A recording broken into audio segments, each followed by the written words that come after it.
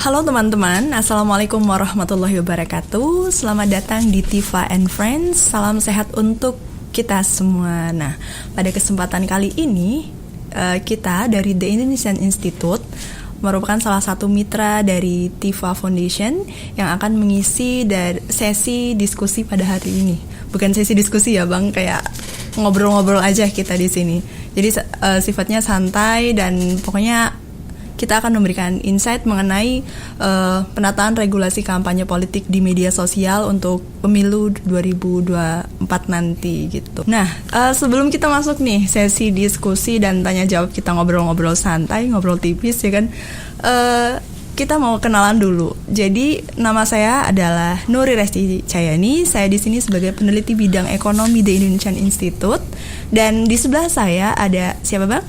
Saya Arfianto Purbulaksono, biasa dipanggil Anto, manajer riset dan program di Indonesian Institute. Nah, kebetulan kali ini kita berdua nih ngewakilin TI untuk ya kalau tadi Nuri bilang ya, ngobrol tipis-tipis dulu ya terkait temuan kita nih. Sebenarnya lebih ke bagaimana kita melihat penggunaan media sosial di kampanye pada masa kampanye politik. Dan juga bagaimana regulasi yang mengaturnya. Nah, ini menarik juga sih waktu pas tadi Nuri sampaikan gitu ya. Memang berdasarkan data tadi kan memang kayaknya agak-agak gimana gitu kalau melihat ada kampanye pemilu itu banyak hoax, ujaran kebencian gitu, kayaknya penuh dengan hiruk pikuk yang itu agak-agak menakutkan gitu mungkin ya. Nah, betul. Ini diharapkan sih 2024 nggak terjadi lagi. Nah, makanya kita mencoba bahasa Nuri tadi menelaah hal ini supaya bisa menjadi masukan gitu, dan juga bagaimana mendorong juga masyarakat untuk bisa lebih bijak untuk menggunakan media sosial, terutama di masa-masa tahun-tahun politik nih kayak sekarang nih gitu. Benar. Dan itu juga kalau di tahun politik itu rawan banget untuk konflik, rawan untuk dikit-dikit sentimen negatif, sehingga hal tersebut perlu kita bahas nih, kita luruskan kenapa sih harus diatur lebih lanjut, bukan diatur sih lebih tepatnya, nanti masa dikit-dikit ngatur gitu kan. Jadi kita lebih ke kenapa sih harus diperhatikan lebih dalam gitu bahasanya. Oke. Nah, kemudian sebagaimana yang sudah saya sebutkan tadi ya, sebagaimana yang telah kita sebutkan tadi, kita mau bahas nih dinamikanya. Pertama kita mau bahas dinamikanya dulu Bang. Jadi menurut Bang Anto nih, berdasarkan penelitian ini gitu kan, bukan penelitian kayak awal-awal desk research juga, dan wawancara yang telah kita lakukan selama ini, itu dinamika di media sosial untuk kampanye politik itu gimana, dan apa sih bedanya untuk di kampanye biasa gitu? Gimana Bang? Oke. Nah, teman-teman, jadi kalau kita bicara tentang kampanye di media sosial gitu ya, di Indonesia itu pertama kali bukan muncul juga ya, tapi lebih menguat gitu loh. Menguat itu lebih di tahun 2012 ketika Pilkada 2012. Kita masih ingat waktu itu Pak Jokowi dan Pak Ahok gitu ya menggunakan secara masif, bukan hanya kedua kandidat itu, tapi juga kandidat-kandidat lain juga menggunakan secara masif menggunakan media sosial sebagai salah satu alat kampanyenya gitu. Nah, penggunaan media sosial ini sebenarnya sangat bermanfaat gitu. Kalau saya mengambil dari pendapat dari Chadwick itu mengatakan bahwa ada 3 hal gitu kenapa penggunaan media sosial itu sangat penting gitu untuk di penggunaan kampanye pada politik gitu ya, ajang politik. Pertama, media sosial itu lebih membuat tidak adanya perbedaan antara partai besar dan partai kecil, kandidat yang punya duit sama yang nggak punya duit nih, kan gitu kan. Nah, karena media sosial itu mudah diakses, gratis gitu ya, dan juga mudah disebarkan pesannya gitu kepada halayak umum gitu. Nah, terus kemudian media sosial juga itu bermanfaat dekat antara kandidat dalam hal ini dengan pemilihnya gitu. Jadi kalau misalkan di masa kampanye, kandidat itu bisa langsung menyapa gitu, bisa langsung berinteraksi gitu. Ada komunikasi 2 arah. Itu berbeda misalkan kalau dengan media konvensional, misalkan dengan kalau mereka hanya menayangkan di TV ataupun mereka media cetak gitu. Itu kan hanya sifatnya satu arah. Nah, kalau di media sosial itu bisa langsung interaktif gitu. idealnya seperti itu gitu, interaktif gitu ya. Nah, terus kemudian satu lagi media sosial itu akhirnya merubah landscape dari organisasi partai politik sendiri. Jadi yang tadinya cuman ada mungkin ya kayak organisasi pada umumnya zaman dulu gitu. Ada cuman strukturnya ada ketua, sekretaris, bendahara, terus ada unit-unit apa gitu kan organisasinya. Tapi sekarang ketika ada media sosial ternyata tiba-tiba muncul juga tuh ada di partai politiknya atau di tim pemenangan kandidat ada media sosialnya sendiri gitu kan, tim sosmednya sendiri gitu kan. Nah itu yang merubah landscape organisasi dari partai politik sendiri. Nah di sisi yang lain ketika media sosial digunakan sebagai alat kampanye, itu juga memunculkan industri baru gitu. Muncul juga konsultan media gitu ya, media sosial gitu ya, yang itu juga ramai gitu ketika penggunaan media sosial itu mulai masif gitu ya di Indonesia. Pilkada 2012, pemilu 2014, Pilkada 2015 dan seterusnya gitu sampai yang terakhir Pilkada 2020. Nah, tapi juga penggunaan media sosial itu memunculkan selain tadi ya itu kan sifatnya yang positif gitu ya.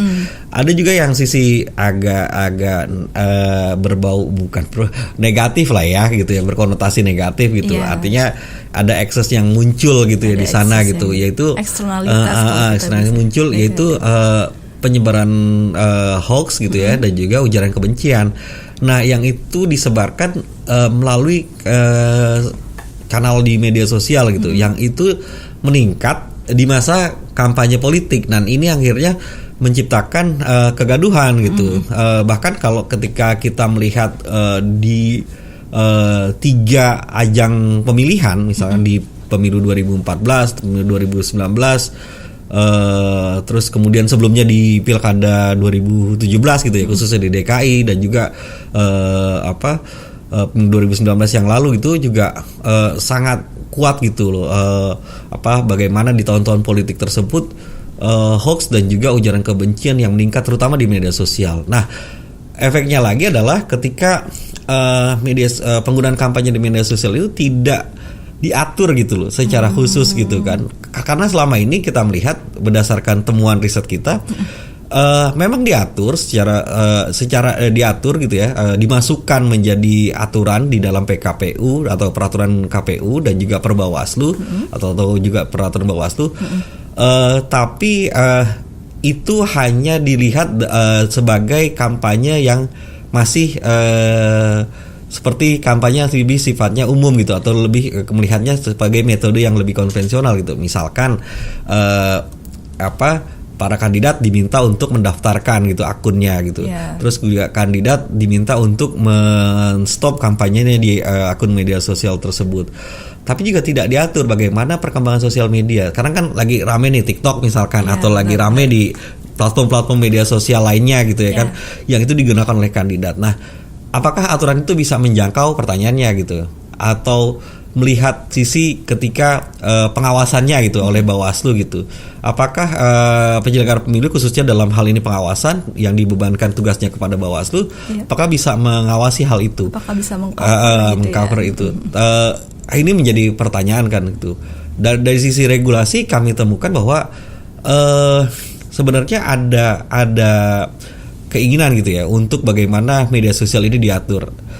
Awalnya di tahun 2015 gitu, Pilkada 2015 ada PKPU yang muncul ketika itu untuk mengatur tentang media sosial. Terus kemudian berkembang ke aturan-aturan berikutnya, bahkan untuk pemilu 2019 dan juga Pilkada 2020 juga telah diatur gitu. Nah, dan kita juga perlu perhatikan nih kalau di soal regulasi pemilu itu ada atau kontestasi politik ada 2, ada rezim pemilu dan juga rezim pilkada. Nah, ini yang sebenarnya juga kita perhatikan juga. Nah, penelitian yang dilakukan oleh kami di Indonesian Institute juga melihat coba dari sisi regulasi di regulasi pemilu dan juga regulasi pilkada, di mana dibagi dua. Nah, kita melihatnya di situ masih ada ruang itu untuk adanya tafsir yang berbeda gitu ya di antara penyelenggara pemilu untuk bagaimana menurunkannya ini ke dalam bentuk yang sangat teknis nantinya gitu.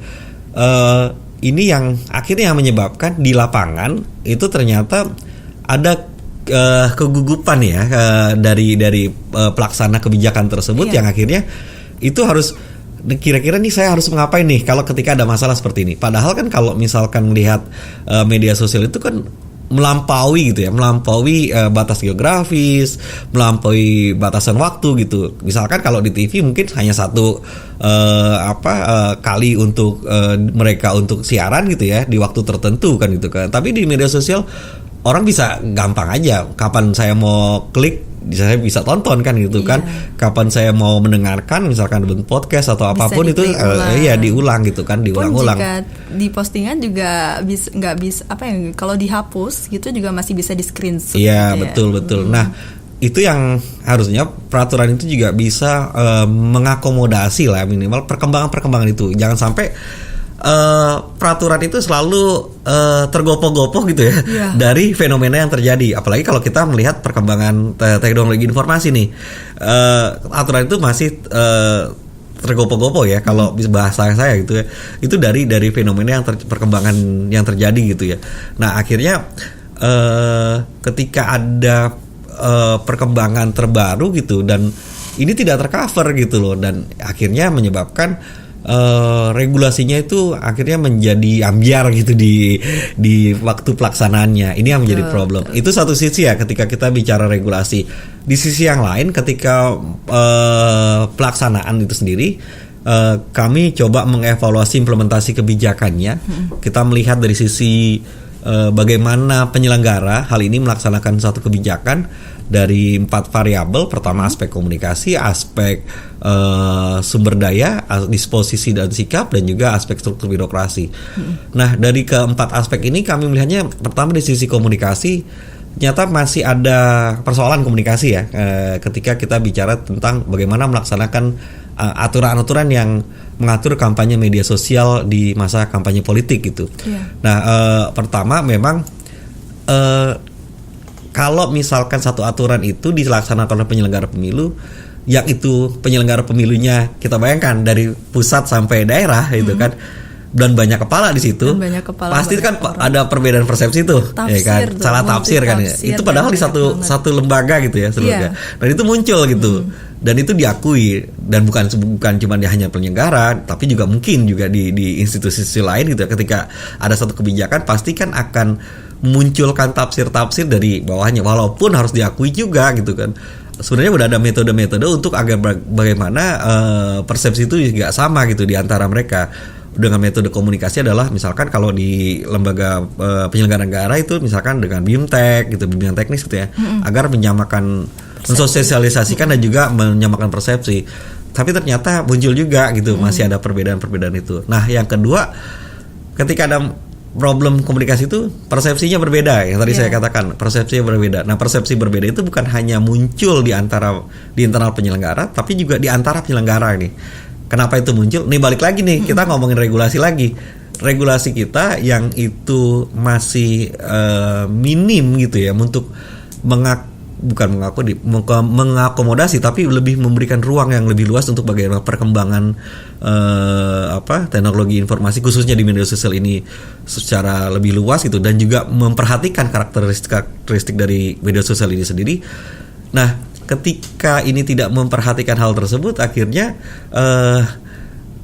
aturan tersebut tidak memberikan satu kejelasan gitu. Akhirnya perbedaan persepsi itu muncul gitu. Apalagi misalkan di tingkat penyelenggara pemilu misalkan antara KPU dalam hal ini dan juga Bawaslu.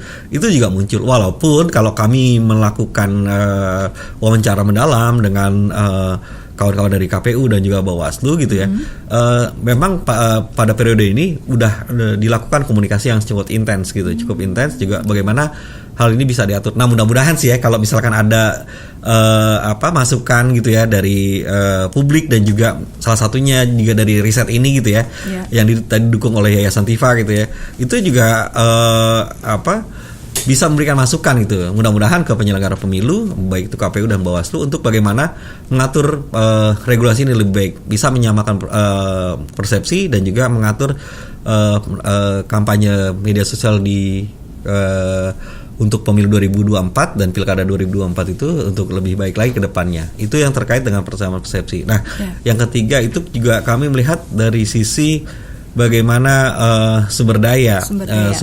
Nah, ini yang juga harus dilihat ketika pelaksana kebijakan itu juga masih minim gitu untuk bagaimana menjangkau misalkan pengawasan gitu ya. Karena ada satu di Perbawaslu itu ada juga aturan yang selain mereka mengawasi akun-akun yang dilaporkan gitu ya oleh kandidat, juga mereka mengawasi akun-akun di luar itu. Nah, pengawasannya ini membutuhkan sumber daya yang cukup baik harusnya kan gitu, karena dia masih menjadi tantangan gitu. Nah, yang ketiga adalah struktur birokrasi yang yang tadi ketika sumber daya masih menjadi tantangan pun dengan struktur birokrasinya. Nah, itu yang kami lihat dalam temuan riset kami seperti itu ya, yang dimana sebenarnya kalau kita lihat bahwa untuk persiapan 2024 mungkin waktunya akan masih mepet gitu ya. Tapi diharapkan riset ini juga bukan hanya untuk 2024. Kalaupun ini tuh tapi juga selanjutnya ini masukan kan, upaya kan itu kan. Nah, terus kemudian bagaimana sih sebenarnya harusnya yang bisa lebih baik lagi ke depan. Nah, kalau temuan riset kami nih teman-teman, kami juga mendorong adanya perubahan regulasi yang bagaimana tadi ya, ketika temuan tadi bicara tentang bagaimana mengcover semua perkembangan atau karakteristik dari media sosial agar jelas gitu. Jangan sampai ketika satu aturan tersebut itu balik lagi, ini kok aturannya kayak metode media konvensional ya, tapi nggak seperti media sosial. Nah, diharapkan itu juga ketika membuat aturan tersebut harusnya juga melihat sisi-sisi karakteristik dari media sosial gitu. Oke. Nah, untuk dari sisi pelaksanaannya ya diharapkan adanya koordinasi gitu ya, koordinasi yang lebih kuat lagi antara penyelenggara pemilu dan ikut juga memberikan ruang bagi masyarakat untuk berpartisipasi, memberikan masukan. Itu juga sangat penting loh.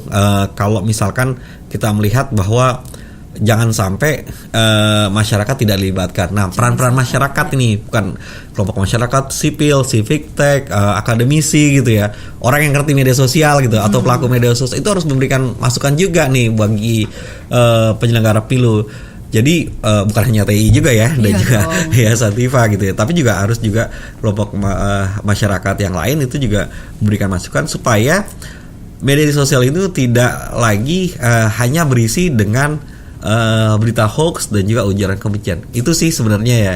Gitu. Itu tipis-tipisnya nih. Tipis-tipisnya saya Pandeng. Ini kita bahas dulu ya tentang temuan tadi. Bang Anto udah menyebutkan berarti ada dua ya yang disoroti dalam penelitian ini, yaitu penataan regulasinya sama implementasinya atas peraturan yang udah tersedia gitu ya.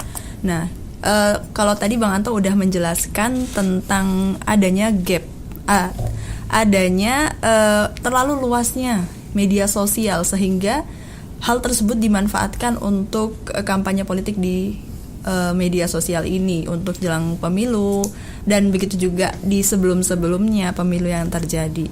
Nah, kemudian aku pengen lebih dikasih tahu lagi sih tentang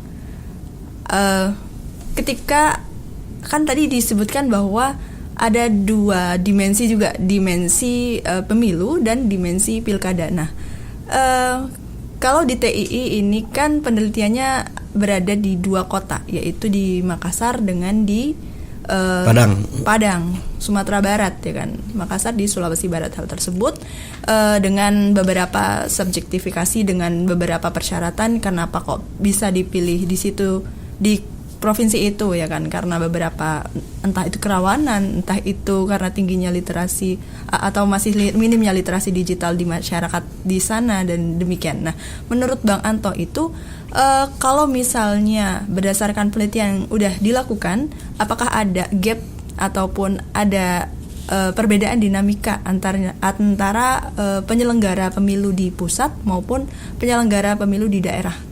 pemilu dan pilkada dalam hal ini gitu. Itu bisa diceritakan nggak?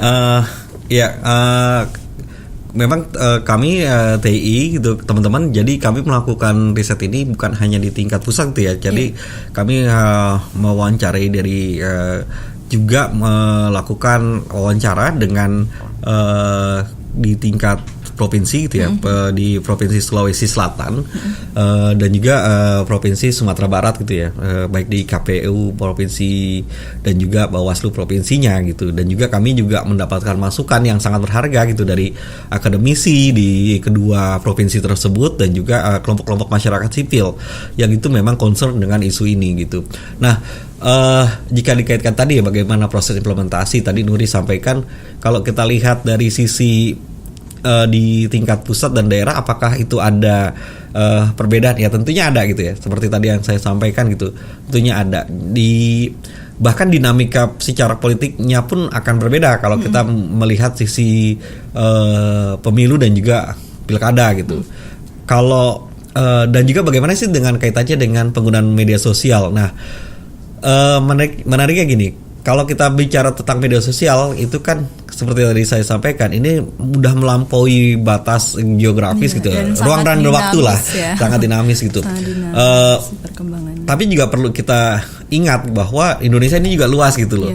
Infrastruktur teknologi informasi juga itu juga pastinya akan memunculkan perbedaan juga gitu. Ada kemerataan akses internet itu juga perlu dipertimbangkan juga untuk kita lihat gitu, di mana sebenarnya hal itu yang akhirnya ketika di pilkada itu khususnya sangat lokal banget gitu ya. Kalau kita mewawancarai di kedua provinsi tersebut ya tentunya penggunaan media sosial memang berbeda-beda gitu. Misalkan contoh kasus misalkan di Kota Makassar itu, di pilkada Kota Makassar mungkin intensitas penggunaan media sosial itu sangat tinggi gitu karena di daerah urban gitu kan. Tapi kalau bicara tentang di wilayah-wilayah yang rural gitu ya, atau lebih banyak perdesaannya gitu ya, gitu ya, itu mungkin kemungkinan penggunaan media sosialnya itu tidak terlalu masif gitu ya, dan banyak kan penggunaan konvensional seperti itu. Nah, itu yang kita lihat di untuk khususnya pilkada. Memang intensitas penggunaannya itu akan sangat berbeda-beda kalau lihat di provinsi. Kalau kita lihat dalam skup yang lebih sangat khusus lagi di tingkat lokal gitu ya. Nah, perbedaan itu yang akhirnya kita lihat bahwa ini juga memunculkan bagaimana sih sebenarnya aturan itu juga bisa dilaksanakan gitu loh oleh penyelenggara pemilu di tingkat provinsi. Jangan sampai ketika aturan yang ada gitu ya, itu tidak dapat digunakan gitu loh. Nah, misalkan gini, ketika di Provinsi Sumatera Barat gitu ya, kasusnya adalah ketika diberikan ruang untuk mendaftarkan gitu ya, mendaftarkan akun-akun, tapi ternyata tidak banyak digunakan gitu loh oleh para kandidat gitu ya, oleh para kandidat. Tapi ternyata kalau melihat secara dinamika politik di provinsi tersebut, di media sosial itu sangat ramai gitu. Nah, padahal kalau kita melihat orang yang melaporkan akunnya ternyata nggak banyak juga. Nah, ini kalau kita melihat media sosial itu artinya udah melampaui ruang dan waktu tersebut gitu ya. Jadi yang sebenarnya kita harus cukup perhatikan gitu loh. Jangan-jangan yang membuat rame itu dari Jakarta misalkan gitu ya. Itu yang seringkali seperti itu gitu. Nah, ini yang harus diperhatikan ketika kita mendorong pengaturan regulasi kampanye yang lebih baik ke depannya gitu. Gitu. Oke, berarti sangat-sangat ini ya beragam sesuai dengan kondisi demografis wilayah Indonesia. Entah itu indeks literasinya di daerah A itu masih rendah, ada yang tinggi, dan ada yang memang telekomunikasinya, infrastruktur komunikasi yang sudah maju, dan ada yang belum gitu. Dan menarik sekali ketika tadi Bang Anto membahas mengenai ada kesempatan gitu untuk mendaftarkan akun, misalnya yang diatur 10 akun ya, misalnya 10 akun untuk didaftarkan, tapi mereka hanya menggunakan satu akun dan itu saja. Dan sekarang ini mungkin para calon kandidat para pemimpin, calon pemimpin itu hanya menggunakan dan belum memanfaatkan sepenuhnya kampanye politik di media sosial. Tapi juga di sisi lain ada banyak banget yang terlalu kayak over memanfaatkan sehingga menimbulkan banyak disinformasi, banyak berita bohong dan menyinggung sara gitu-gitu. Nah, kemudian ini sesi terakhir nih Bang Anto, karena sudah dijelaskan dengan komprehensif mengenai temuan tadi. Mungkin bisa diceritakan sedikit sekali tentang rekomendasi serta apa sih yang bisa dilakukan oleh masyarakat gitu untuk memerangi kampanye politik yang tidak ramah di media sosial. Sebagaimana yang kita ketahui, semuanya orang itu menggunakan media sosial, bangun tidur media sosial, dan sekarang ini TikTok, media sosial seperti Facebook itu sangat erat dengan masyarakat, dan tentunya pilkada, pemilu juga itu sangat erat hubungannya dengan masyarakat dan menyangkut masa depan gitu. Rasanya silakan Bang Anto. Iya, terima kasih Nuri ya. Ini mengingatkan tadi bagaimana sebenarnya masyarakat itu kedepannya menyikapi tentang bagaimana menggunakan media sosial gitu. Nah, saya ingin menggarisbawahi tadi bahwa riset kami ini memang melihat aturan kampanye media sosial di pemilu ya, dan juga pilkada.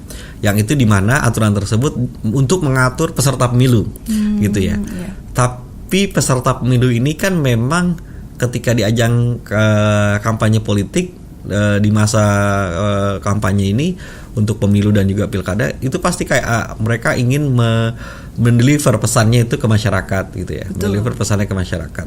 Penggunaan akunnya itu mungkin yang mungkin ada juga yang hanya ada dilaporkan dan juga sifatnya satu arah, mungkin ada gitu ya. Karena kita balik tadi di awal, ini udah industri pasti ada timnya, ada adminnya sendiri dan bukan kandidatnya secara langsung gitu. Gitu ya. Mungkin ideal yang tadi yang saya sampaikan di awal itu udah nggak terjadi nih kayaknya sekarang nih. Nah, diharapkan regulasi ini mengatur supaya penggunaan media sosial itu benar-benar gitu loh dioptimalkan oleh kandidat gitu dan juga partai politik, sehingga dapat menjangkau ke masyarakat lebih baik lagi. Nah, di sisi masyarakatnya itu sendiri, ketika bicara tentang tadi kondisi banyak hoax, ujaran kebencian, itu harus benar-benar sangat bijak gitu, bijak untuk klik gitu ya. Bijak, jarinya juga harus bijak nih kan gitu kan, bukan cuma mulutnya yang bijak tuh, cuma jarinya juga harus bijak gitu ya. Jadi nggak gampang share gitu ya, nggak gampang nge-share, harus baca dulu. Kalaupun nggak ngerti juga ya jangan nggak nge-share langsung nge-share aja, cuman mungkin bisa melihat di informasi-informasi yang berbeda gitu ya. Terus kemudian yang paling penting adalah bagaimana meningkat. Kalau tadi Nuri banyak menyampaikan literasi digital, bagaimana sih peran juga dari pemerintah gitu ya, dan juga kelompok masyarakat sipil gitu ya, yang memiliki concern terhadap literasi digital, di peningkatan literasi digital di masyarakat. Ya juga harus juga mendorong peningkatan literasi digital masyarakat tersebut gitu loh. Dan juga tadi ya bagaimana masyarakat itu sendiri juga menyikapi dengan bijak. Itu sih yang paling penting juga. Kalau gitu. Betul. Terus kita juga harus hati-hati gitu ya Bang ya, kalau mau mengupdate status di media sosial. Ya minimal itu ya gitu ya. Karena hal tersebut untuk penelitian kita nih ya, penataan regulasi kampanye politik di media sosial untuk pemilu dan pilkada selanjutnya atau 2024 nanti, itu tuh sangat erat dengan kayak di pinggir jurang karena kita takutnya ingin menyampaikan kampanye, nggak taunya terkena UU ITE misalnya gitu. Jadi penataan regulasi juga harus hati-hati gitu ya untuk para penyelenggara pemilu, dalam hal ini KPU dan Bawaslu gitu, agar jangan sampai nih kita malah terjerumus. Oke, demikianlah tadi obrolan kita dengan Bang Anto, manajer riset dan program dari The Indonesian Institute, dan saya peneliti bidang ekonomi Nur Yassi Cayani di Indonesian Institute. Dan selengkapnya kita bisa lihat di mana nih penelitian selengkapnya kita? Oh iya, kalau misalkan penelitian selengkapnya bisa dilihat di www.theindonesianinstitute.com, website kami, dan juga di media sosial kami gitu ya. Gitu. Ya, jangan lupa follow Twitter kami ya. Ya. Oke. selanjutnya sampai jumpa lagi di diskusi selanjutnya, dan simak terus Tifa and Friends berikutnya dari teman-teman mitra Tifa Foundation yang lain.